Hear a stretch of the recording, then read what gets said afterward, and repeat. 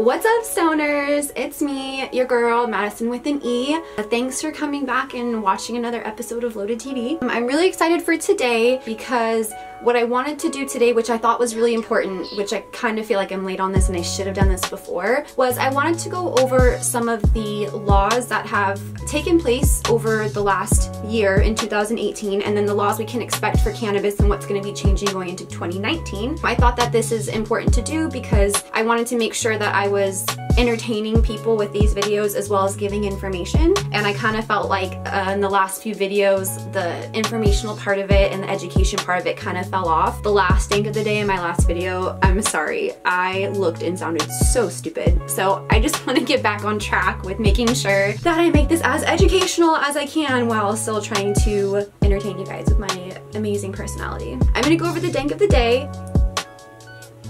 What we have today is some Slurricane. Now, if you follow me on Instagram, you may have seen that I posted on my Instagram story a little video of the bud itself, and the bud is so fucking pretty. I got so many of you that had reached back out to me and gave me compliments on how pretty it was, and trust me, I feel the exact same way. Slurricane is a little bit more of an exotic strain, if you will. You're not gonna find it everywhere you go. This is brought to me, which is brought to you, by Green Lamp Delivery 707. They normally have some exotic strains. I know that he tries to get some that aren't as well known in this area so that people can experiment and just try better strains, try more potent strains. This strain right here comes in at a 70-30 indica-dominant hybrid. It's a mix of Purple Punch, Granddaddy Purple, and Larry OG Kush. So I did actually mix a little bit of the Slurricane with Purple Punch. Because Purple Punch is inside of this, I just figured it would give me a little bit more of that effect that the Purple Punch gives me. So that's what we're gonna be smoking today. Also, you guys, just wanted you to know that I'm home alone right now, and I've decided to set up my new recording studio here in the closet since I had so much luck with it on the last hotbox session that me and Christian did together. So I am right now barricaded in my closet. Nobody is here. I'm kind of afraid to open the door once this is over. I have my BB gun with me just in case I need it. Let's get started.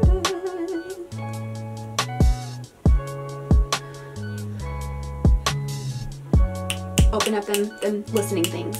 I'm trying to transition away from tobacco-based wraps. I've seen obviously really good things about hemp wraps, and I feel like I've tried a few in the past and I don't really remember my experience with them, to be honest. I found a list online of like the top 10 to 20 hemp wraps that you can use or that you should use. So I wanted to utilize some off of that list, but when I had mentioned doing this in my when I went live on Instagram earlier today, I had some people actually reach out to me who have some developed hemp wraps or know of certain hemp wrap brands that are better than others. So make sure that you reach out to me if you know any, or if you have any, or if you're producing any, just so I can get my hands on them and give it a try, see what it's about. Definitely do a review on here for you guys as well as for myself, because I'm probably gonna try a few different ones to see what I like.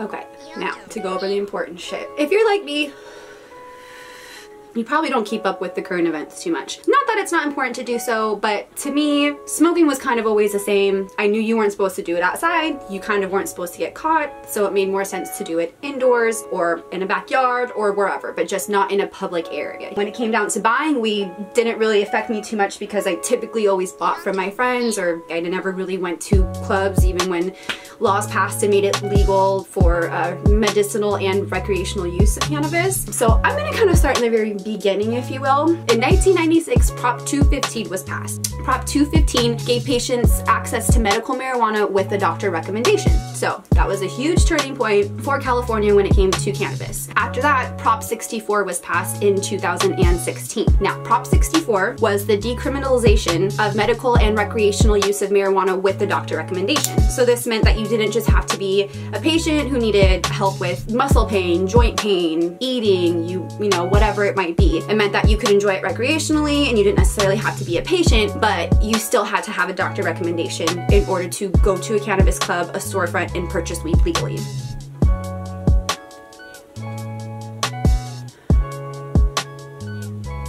Now in 2018, I think a little bit more people were up to date with what was going on, but in 2018, California became the 6th state to allow licensed shops to sell marijuana to anyone with an ID showing that they were over 21 years of age. Essentially, weed turned into alcohol. If you were over 21, you could go into a storefront, show your ID, and you'd be able to purchase weed, whether or not you had a doctor recommendation. So that's basically what we've been going through for this past year. Now coming into 2019, there's 2 assembly bills that you're gonna wanna look out for. We have Assembly Bill 1793, and then we have Assembly Bill 3067. Let me take a hit real quick.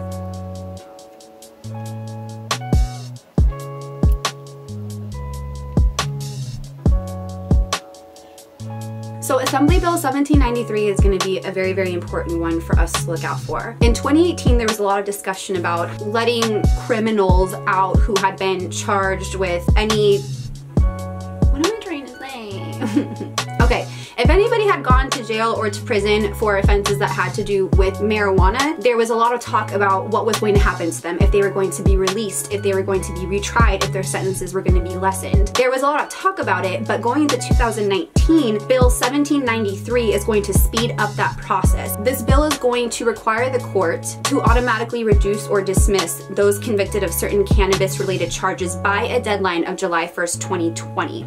So this is huge, but there's still so many people that are still being held wrongfully for cannabis crimes that kind of aren't relevant anymore at this point because of the laws that had passed in 2018 making everything legal. Now Assembly Bill 3067 is something that people have been discussing for a very long time. Basically, the Assembly Bill 3067 will help protect minors from online advertisements from a product that they cannot legally consume. So it's supposed to ban ads about cannabis, cannabis products, cannabis business, or any instrument or paraphernalia that's designed for the smoking or the ingesting of cannabis. So a lot of people have always kind of talked about how edibles especially were designed too much like actual candy, and they were always afraid of children accidentally consuming edibles because of how much they looked like real candy. I know that's going to be important for some people. There's other parameters within that law that talks about distances from storefronts to certain businesses, or you know, from schools for instance, just to make sure that it's even further away from children, any type of promotion of the use or the consumption or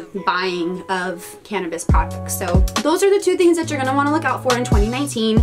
Again, I will try to stay as up to date with these things as I possibly can. But yeah, I think that Assembly Bill 1793, I just think that this is so huge and it's so fucking important. And there's been people who have been sentenced longer for crimes involving the distribution or sale of marijuana than people who have murdered other people, you know? It's absolutely insane. Officials have always talked about overcrowding and overpopulation in prisons and in jails.